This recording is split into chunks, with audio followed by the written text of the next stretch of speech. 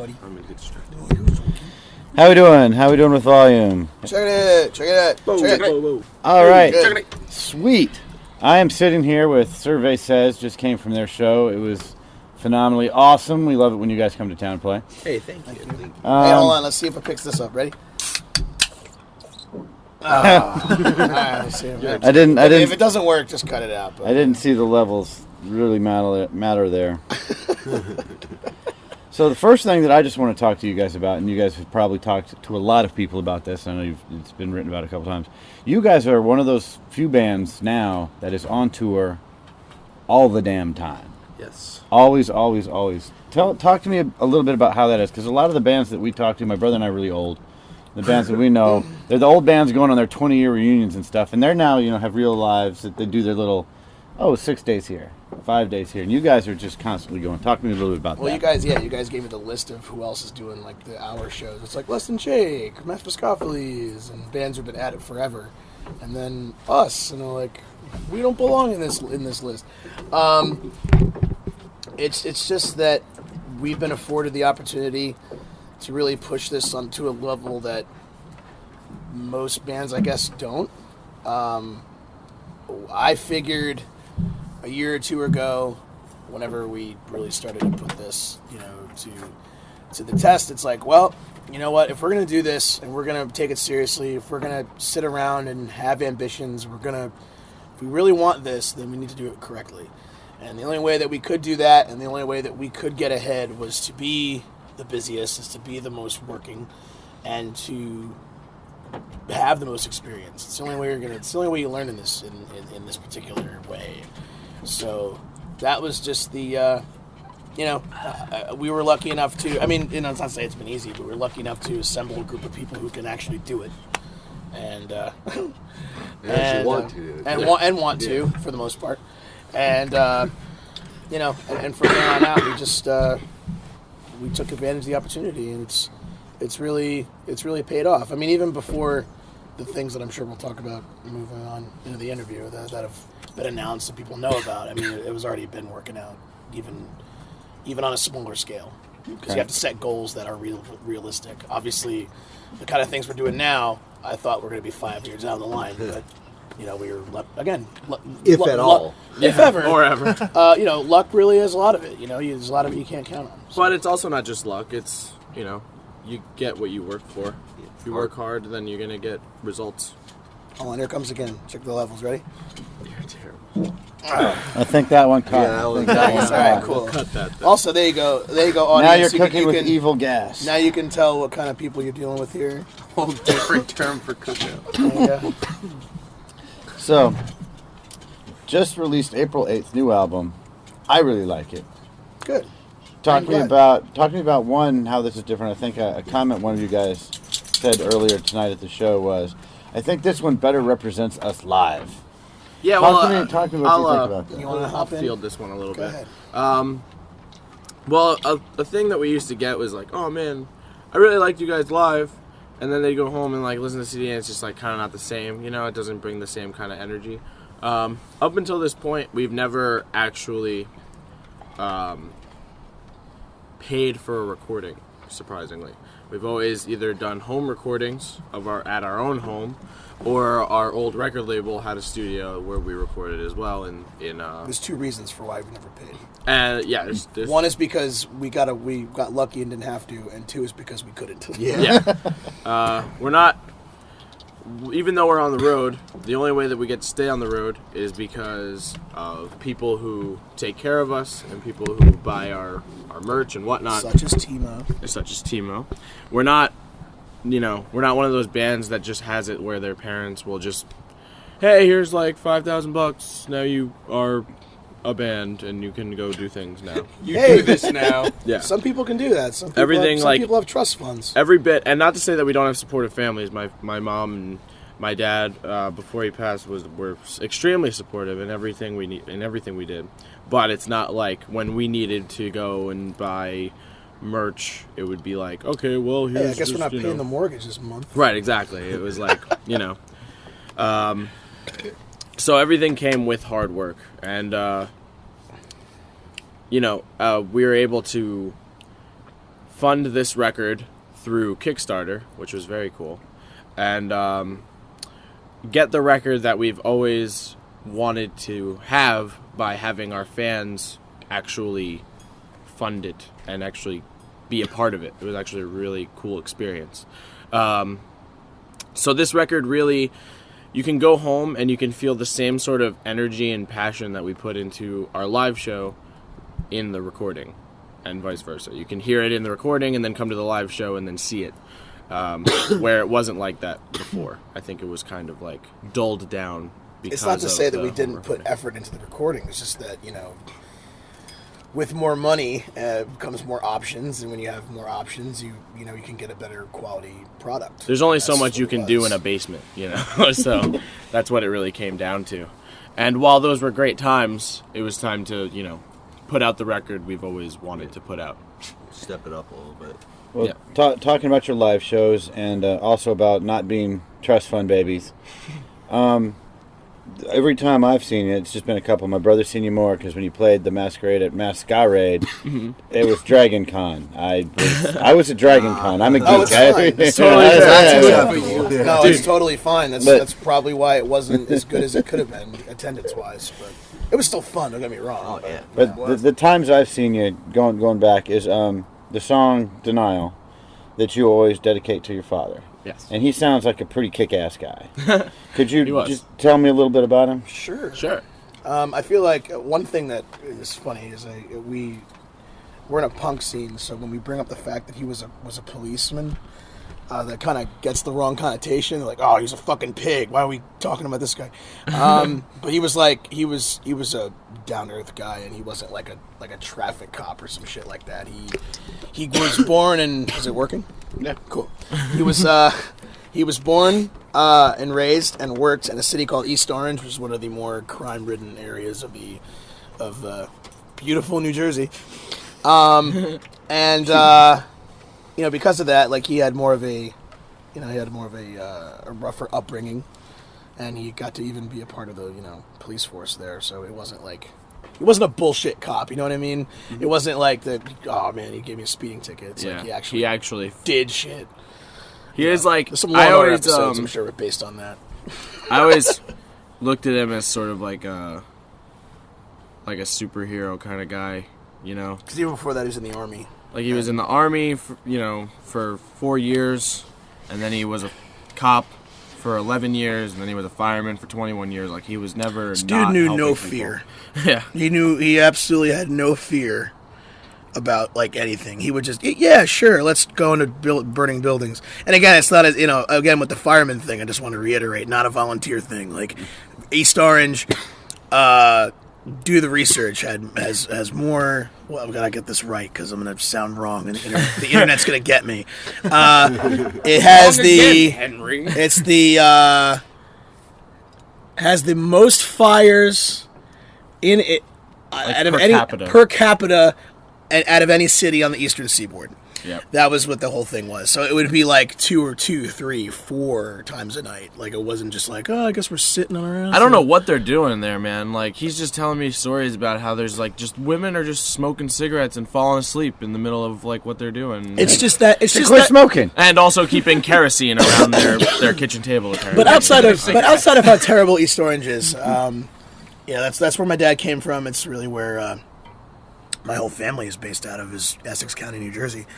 And he was just he was one of these people that it's one of those people that everybody loves. And seriously, like he's just like, he comes in and he's that life of the party guy. And I mean that in the nicest way. Like, he's not like a doucher. Like, for example, my mom was in the hospital the other week, right before tour, and there was a security guard at the hospital, and my dad, like, he knew my dad. I've never met him before in my entire life. This guy could go anywhere in the country or out of the country, because I've been on vacation with him, and walk up to anybody at any point, talk to them for about 2 minutes, and have somebody in common that they either know or they went or had something weirdly in common in their lives. It's weird. This guy knew everyone and could talk to anyone. Which is hilarious because we're the complete opposite. Right. He managed to give birth You guys have to get on stage and get instruments and yell things. Yeah, exactly. Right. And it took a lot to get up to this. I mean, I was a very shy kid growing up. You have got to be shitting me. Yeah, no. No. Seriously. I don't know where it happened, and I'm convinced that it's the recessive gene that my dad gave to me that gave me the ability to talk to people, because for the first 18 years of my life, like, I was just like, and if you take me out of the band setting, you'll see it. I think that when I do this Survey Says thing, for some reason I'm able to click and it turns on. But like, if I'm just kind of out and about, I don't know what to say to anybody, and I don't want to say anything to anybody. I'm just like, ugh. But my dad is just this social genius, and I could never come up with it. And I'm using what he learned, what he instilled in me to do that, to make this work. And like, every now and then as I'm getting older, I feel more of him coming out of me in a good way. And and again, I don't want to, and the thing about the song was, in a good way, not in a creepy mute way. Exactly, not like, like Alien. He's alive. And the reason why it was I want to make it clear to everybody, it wasn't it was a sudden passing. It wasn't an expected thing, and that's why it hit so hard. Not that it's any easier when you expect it, but you know what I mean. And he literally carved out the Menzel family, which therefore brought about this band. And the thing is, I'm so grateful that this is what I'm doing, and I want everybody to know that, and that's why we say what we say about Denial. That's why we sing the song, and that's what we want to instill in everybody else. Like, we're not a very politically fueled band. We don't have like a big message, but if there's anything you take away from like a Survey Says show or something like that, is that once you leave, life's too goddamn short. So if there's somebody that makes you, that allows you to be who you want to be, It brings out the you in you. yeah, cherish them before it's too late, and do what you got to do while we're still here, because sometimes it can be too late. If I can say it's an unfortunate reason to write such a good song, but I think that song really does him justice, because that song gets to you. Yeah. The best part about that song is that it does everybody who, like, somebody who's passed away, that song will do them justice. It doesn't matter who they are. My mom passed away in November, and that was the song that helped me get through it. Playing it every night helps me get through it. It's not an easy thing to deal with, but it was like Henry was saying, if there's one thing that you have to take away from the show, it's that. And the thing, important shit. Yeah, it is. The thing is, there is an end game. There is a way to cope with it. There's and that's and not to bring out too much things, but like my dad was at least toward the end, had a hard time kind of coping with things, and accepting that you can deal with bad things and move on. And there's a way to shed a positive light on things like death, even though it seems impossible. And that's what we try to do. And that's what I tried to do, because, my dad was a flawed individual, and I take the best and the worst of him and try to be that much better. And that's I think you do that very well in that song. So, yeah. Well, thank you. That's the rambling, vague explanation of Denial. Okay, so let's get to a typical interview here. Oh, Real Big Fish, you guys are going on tour with them soon, right? Yeah. Oh, man. Never heard of them. We're just as surprised as everybody else. It's really true. Like, literally, Yeah. when I first heard it, like, I just stuttered, like, oh damn, for like 20 minutes. I was on the phone with him. I heard it. It's true. Because here's the thing, like, we do have goals, and we do understand that, like, it's still there's still dreams. There's still like, oh, wouldn't that be great? But then the other part is like, hey, we really should really work toward that too, So in a realistic sense, for those who cannot see, the dog is just hopping the DJ's lap and is extremely cute, and breaking stuff. So obviously we're looking at like maybe like 2 or 3 years, 5 max, maybe we can pull that off. And then when And the thing was about this year was just we've had so much go wrong over the past like year and a half or been so. a year. It's been a messed up year. Been a year. In terms of just keeping this going. So we were just about to get ready to go on this tour that we're on right now, and we're just looking at everything. We're like, you know what? We're on our own this year. We're just gonna do what we can on our own. We're gonna get the attention we need. You're gonna play at Swayze's. We're gonna. Hell yeah. You're gonna leave it at that. Yeah. You know what I mean? We're just gonna be out and do what we're gonna be doing anyway. Because that's the thing too, is like we're gonna be touring anyway. But And if the big guys come knocking, then they come knocking. We'll be ready for them. And then all of a sudden, just when I finally was like, you know what, we're cool. We'll do this on our own. I get the email of emails, and like it's such a you want it to be such a big, illustrious, like awesome moment. Like You think it's something like gonna, arrives, some like, package unravel arrives a at your scroll or door, and something. fireworks pop out, and there's just The unicorns are herald trumpets shitting rainbows in the sky. You want something like that to happen, but it's just an email. And the thing, it's not even like a well-structured email. It's like, hey, what you doing in June? Like, It yo. might as well have been a Facebook. really ad. is. Yeah, it's kind of like, yo, June? it's like Okay. HMU, I mean, bro. not to, yeah, but it's such a, HMU, LMK. but that was really what it's like, and it was just, it's too much. It's too much. I remember when DJ called me, he just goes, yo! And I'm like, I already know. He's like, no, I'm reading you the email anyway. And then he read the shortest email ever, and I'm just like, yeah. Hey, June, okay? It was so silly. I type back, okay. Did you put a period, exclamation mark, No, yeah. dot, ellipses? I'm exaggerating. It was you know, it was just very short to the point. It was just very, hey, Yeah. It here's was what interesting. here's what we've got, and I was like, yes, you know. And in the email, I tried to play it cool. Like it wasn't like all caps or anything or something. And I was like, yes, that sounds great. Let me know when you have more details. And that When was- on the inside, we were like, because we went on tour with Big D and the Kids Table last year, and that was incredible. We never thought that was we gonna caught happen. you at the show at the Masquerade, and it was awesome. Yeah.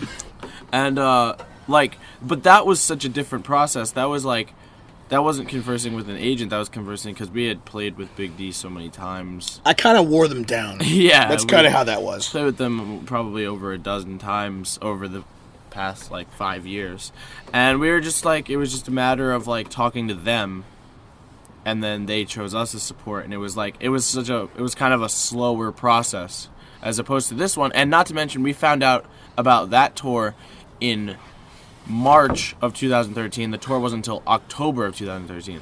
This tour we found out and were confirmed for 2 months before it even happened. So like, it was just a weird sort of process that we weren't really, you know. Brent, our drummer, hails from Southern California, and they had actually came to play a show in Brooklyn, and we got to give them our He's album. right here. Yeah. He can hang out.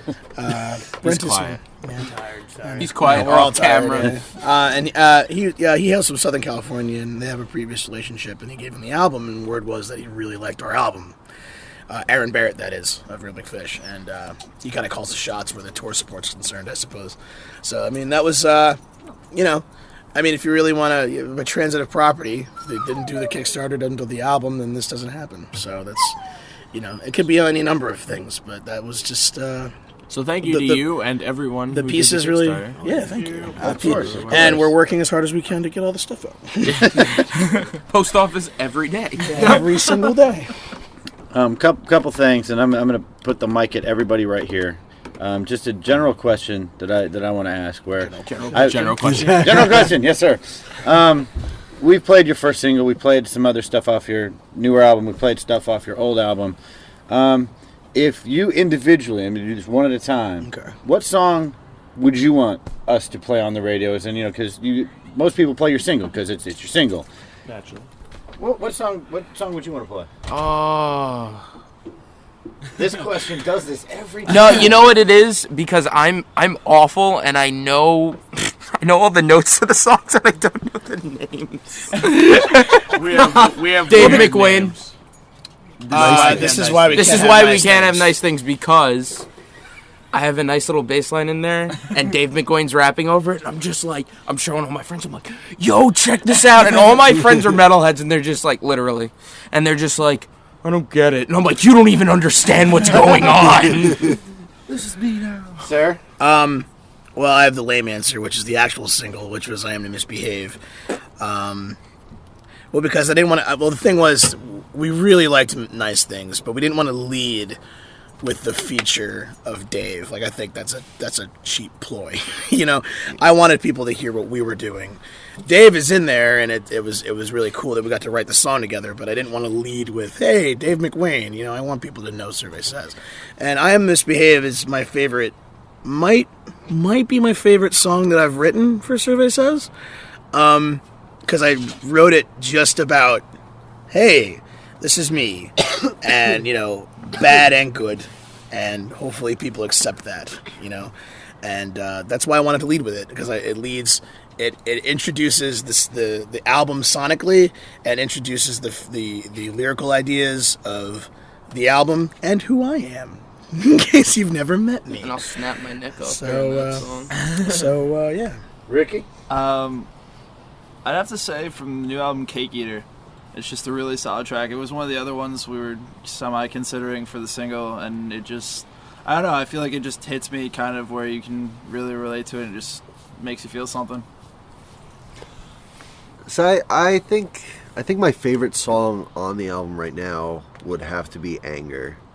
I mean, like... That was also a tough choice. Yeah, the horn parts, the vocals going back and forth between Henry and DJ and everything. I like that song the best. But to choose the track to feature is definitely Misbehave, because I have a sax solo. There's that too. Yeah. I think honestly mine would probably be Denial.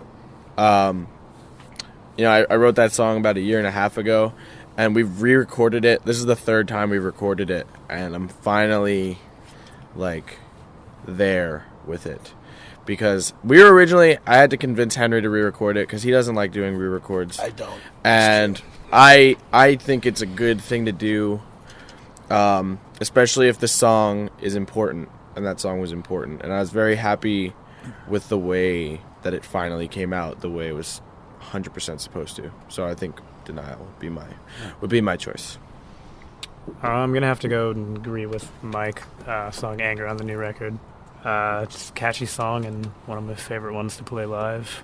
So I guess I like that. That's all I too. got. That would be it. It was a really hard The choice. album is good. Like, overall, Yeah, it's like, just, we're all I really think proud of everybody finally, like, has, like, a little feature on the album that they get to be like, oh, I have, like, a bass part here, or DJ has a trombone part he likes here, or Henry has a guitar part he likes here, and Mike has his sax solo, and Ricky, you have a trumpet solo in the intro, Marble Tower, right? And in Turn the Page. In the Turn the last Page. track. Yeah, I mean, Oh, That's yeah, another right. song. That's another song that's awesome. the record does. The start thing off is, with like, bass drum. I think what's I think what's great is that I think personally, I know there are bands. I've met bands out there that are like that play music, and I've even met a lot of ska bands that play ska music, and they're like, I don't even listen to ska anymore. I just kind of play it because it's what I play, and I play a horn or whatever. Sorry, guys. Fuck that shit. Yeah, that's lame. Like, honestly, That's I think it's really cool. I mean, you know, Get mad. I think it's cool to like your own music. You know what I mean? I can put on our record, and not to have like a head, but it's just like you can enjoy it. No, I dig the shit out of our record. Like, you can just enjoy it as music. Like driving music. Yeah, It's like, actually like, funny. I do too. So I think just- that's important. Then we have a club, then. I think, yeah, exactly. No, I think you that's should make music important you that you like. should make music that you like, because it's going to come out the best because you know what you like, and then you're going to be happy with it. And if you're happy with it, then you've accomplished something. right, like I'll just be listening to like random music on Spotify, and like one of our tracks will come on, and I won't like. Oh God, it's my. Right, I Yeah. won't like think any different of it. It's just another song that I like that's playing. And But see, this is the first time I've been able to do that, because in the past we've had to. I'm a perfectionist, but finally the record came out the way I wanted it to. So like old records, I'll skip songs all the time. But this record, I hate old stuff. But like, It's all about Hollywood. But yeah, definitely the whole record as a whole is my favorite record we've ever made. So I think that's cool. Real quick, you can keep this if you want. My mom texted me and says, crying over Clerks 2, how dumb am I? I'm like, you're not dumb, Mom. That ending was awesome. I cried when I first saw Clerks 2. Are you kidding me? Finish the script for 3? Yeah, it did. So excited. Yeah, I did. Yeah, on the listening to our old stuff, I was listening to Spotify yesterday and Can't Get Comfortable came on. Yeah. Which one is that? I don't know the names That's of any that. of your songs. That's I'm like on. you. That's on an I album. can't play 'em. That's on an album called. That's on our album called Where We Exist. I'm sorry, no. that's on on Well Here Here It Is. That's on Well Here It Is, and it's that reggae track. It's That's- like. No, don't. Stop. All right, fine, whatever. That's our one slow song on that album. That's gonna be like I like it. a race Yeah, to history DJ. soon. Well, I like, and it's funny because you're promoting your new album. Everybody song off the new album, and you don't like old things, DJ. So we need perfectionists. We need all the new stuff. Speaking of Where We Exist, that album, the one song, she's not here. My wife's not here anymore. The one where put my middle finger up to the town I live in. JCPNL. See, I don't know the names in your songs. Yeah, That one she's gonna want you to play tonight, probably. that's fine. That's fine. We still play that one live. Yeah. That sneaks in. That sneaks in depending on where we are and how much time we have, and who knows our old shit, and depending on the crowd we have too. And what about this song? I like this one. You guys, I'm gonna say this, and then one of you's gonna be like, "Oh, you bastard!" The one where I'll drive. Oh, Give me the guardrail. Oh, seriously, you're gonna hit the guardrail. I I like that love song that too. song. I like that song too. I'm trying to bring that back One of too. my That favorites song's from awesome. Where We Exist, definitely. Yeah, we I want to bring that back for the Relic Fish tour. Hopefully, We'll see. When we play it live, I get to like punch my bass. it's got that reggae. It's got that reggae thing, and it's one of our more ska-ish songs, and I think that tour is going to need that. So that's just what we've got. I'm aware of that. We've got the more punk rock. We've got the more pop punk. We've got the mix and everything. But it all depends on the crowd. You can tell. Depending on what's going on. That's the fun JCPNL part is like a about it. pop punk. It's like a more pop punk song, so I'll throw that in for pop punk shows, and for the more ska stuff, we'll throw in the like Where We Exist and Netflix and Potato Salad and America, that kind of stuff. Tell me the story about Potato Salad. There's really not The name or the actual song? The name. Oh, Oh, go ahead, Ricky. That's This you. is Ricky. Well, I'm not from New Jersey. I'm from Niagara Falls, so sometimes I have to fly out and get picked up to meet up for tour. So the one time I had like 2 hours of sleep before my flight at 5 in the morning, and it got delayed 2 hours. So Henry picked me up at the airport in Newark on the way to deliver some shirts that DJ had printed on Long Island, and I was dead tired, so I passed out in the car.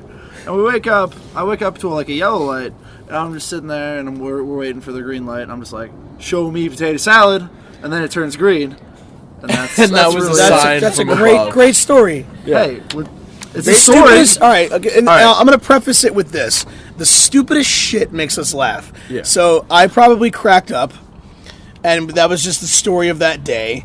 And the other thing is, our song titles really don't have much to do at all with the songs generally, and they're usually a couple and do. they're usually TV references. Yeah, most and of them are that's just TV shows. and The that's- album that's itself. Family Guy. The album itself is actually a TV reference, but a lot of people don't know that. It's also a Family kind Guy. of It's a Boy Meets World reference. Yeah, It's a little bit vague. It's a little. It's vague. It's very vague. It's modified, but I got it from Boy Meets World. It's from Boy Meets World.